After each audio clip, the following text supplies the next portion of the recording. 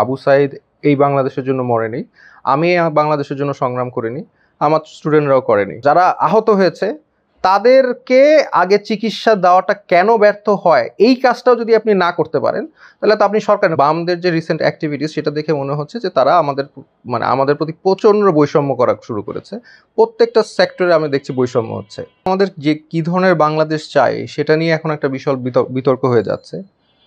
যেটা বাংলাদেশ দেখা যাচ্ছে বামরা যেই ধরনের বাংলাদেশ চাচ্ছে, যে ধরনের যেটা আমরা বলছি অন্যায় অনৈতিক বাংলাদেশ তারা গঠন করতে যাচ্ছে, সেটা তো আমি একমত না। আবু সাঈদ এই বাংলাদেশের জন্য মরেনি, আমি বাংলাদেশের জন্য সংগ্রাম করিনি, আমার স্টুডেন্টরাও করেনি। এবং আমরা আসলে চেয়েছিলাম যে আমরা সবাই একসাথে মিলেমিশে একটা অ্যাটলিস্ট সাময়িকভাবে আমরা দেশটাকে স্টেবল করব। কিন্তু বামদের যে রিসেন্ট অ্যাক্টিভিটিস সেটা দেখে মনে হচ্ছে যে তারা আমাদের প্রতি প্রচণ্ড বৈষম্য করা শুরু করেছে।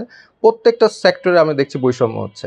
সর্বোচ্চ বিদ্যুৎ সাশ্রয় যমুনা এসি, মাত্র 24 টাকায় এসি চলবে সারাদিন। যমুনা এসি। এখন আমরা যেটা দেখছি যে আমরা যেটা ফিল করছি, এখন আমি শুধু বলতে কিন্তু আমি না, আমি কিন্তু রিপ্রেজেন্ট করি, কিংবা আমার স্টেক হোল্ডার কিন্তু শুধু বাংলাদেশের আলেম সমাজ, মাদ্রাসা স্টুডেন্ট, জেনারেল স্টুডেন্ট, প্রাইভেট ইউনিভার্সিটির স্টুডেন্ট, এমনকি অন্য ধর্ম যারা সনাতন ধর্মে আছেন তারা পর্যন্ত, যারা খ্রিস্টান ধর্ম অবলম্বন করে তারা পর্যন্ত আমাকে বলছেন যে তারাও বৈষম্য অনুভব করছেন। তার মানে বাংলাদেশের প্রত্যেকটা সেক্টরে প্রত্যেকটা স্টেক হোল্ডার তাদের কথা হচ্ছে তারা বৈষম্য অনুভব করছেন। তো এই ধরনের বৈষম্যর জন্য কিন্তু আমরা আন্দোলন করিনি। এই সরকার অ্যাক্টিভিটিস দেখছি, তারা তো মনে হচ্ছে এনজিওদের সরকার, তারা তো এনজিও গ্রাম সরকার, যেটা পিনাকি ভাই বলেছেন।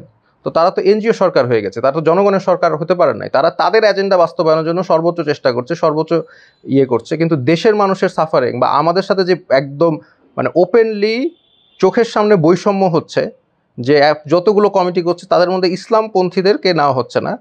আপনারা দেখছেন সব হচ্ছে বাম ঘরনা, কিংবা যারা নাস্তিক, যারা মাইনরিটি, নাস্তিকদের ভ্যালুজ কিংবা পশ্চিমা ভ্যালুজ, হ্যাঁ, এই ধরনের যারা ভ্যালুজ লালন করে, যেটা দেশ বিরোধী, যেটা জনগণ বিরোধী, তাদেরকেই কমিটিকে রাখা হচ্ছে। আমরা যতগুলো কমিটি দেখি সবগুলোর মধ্যেই দেখবেন মেজরিটি ইসলাম বা আমরা যারা ইসলামিক আদর্শ লালন করি তাদেরকে বাদ দেওয়া হচ্ছে। তো এটা সম্পূর্ণ বৈষম্যমূলক আচরণ। আর ওনারা যদি মনে করেন এইভাবে ওনারা করে যাবেন, আর আমরা যারা ওনাদেরকে এখন পর্যন্ত সাপোর্ট করছি, বলছি প্রেশার দেওয়া যাবে না, তারা কিন্তু আর সাপোর্ট করতে পারবো না। নতুন বাংলাদেশ এই কনসেপ্টটার সাথে আমি আসলে দ্বিমত পোষণ করছি। কারণ নতুন বাংলাদেশ সেটা কি নির্ধারণ করবে কি এনজিও সরকার, নাকি এনজিওরা, নাকি বামরা? কারণ আবু সাঈদ যখন মরেছে, ওনার মারা গিয়েছেন, শহীদ হয়েছেন, তার স্ট্যাটাসগুলি যদি আপনি দেখেন তাহলে বুঝবেন উনি কী ধরনের বাংলাদেশ চেয়েছে। বা আমরা যারা সাফার করেছি, নেতৃত্ব দিয়েছি এবং আমরা সাফার করে করেছি, আন্দোলন করেছি, আমরা কি বাংলাদেশ চাই সেটার সাথে বামদের বাংলাদেশের কোনো মিল নাই।